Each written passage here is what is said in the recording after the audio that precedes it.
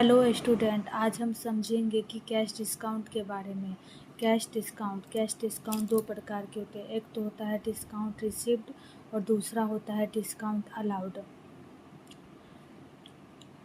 जिसमें cash payment करते हैं तो हमको डिस्काउंट रिसीव्ड होता है, और जब हम कैश रिसीव्ड करते हैं तो डिस्काउंट अलाउड होता है। जैसे कि यहाँ पर राम है, सेलर है।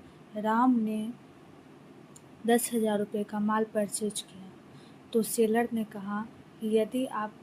ने राम से कहा कि यदि आप हमें अभी पेमेंट करते हैं तो हम आपको 500 का डिस्काउंट देंगे। और डिस्काउंट क्या होता है?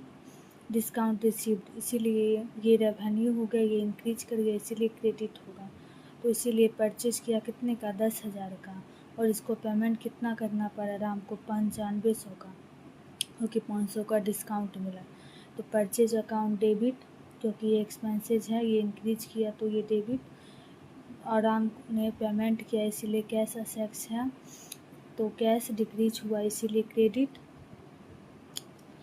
और ये डिस्काउंट रिसीव्ड, ये रेवेन्यू हुआ, और रेवेन्यू जब इंक्रीज करता है तो हम उसको क्रेडिट करते हैं। इसीलिए purchase account debit to cash account to discount received account. एक 10,000 रुपया परचेज में जाएगा, 9500 रुपया कैश में जाएगा, और डिस्काउंट रिसीव्ड में 500 रुपये जाएगा। अब दूसरा समझिए।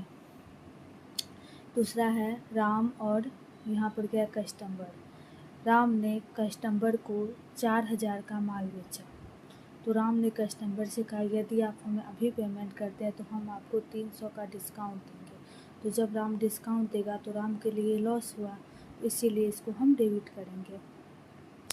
तो 3700 का 4,000 रुपये का सेल किया, 3700 कैश दिया, और 300 रुपये का डिस्काउंट दिया। इसीलिए कैश आया राम के पास, इसीलिए कैश को डेबिट करेंगे। डिस्काउंट अलाउड रेवेन्यू है और ये डिक्रीज कर गया, इसीलिए इसको डेबिट किए। और टू सेल्स रेवेन्यू है और ये इंक्रीज कर गया, इसीलिए इसको क्रेडिट करेंगे।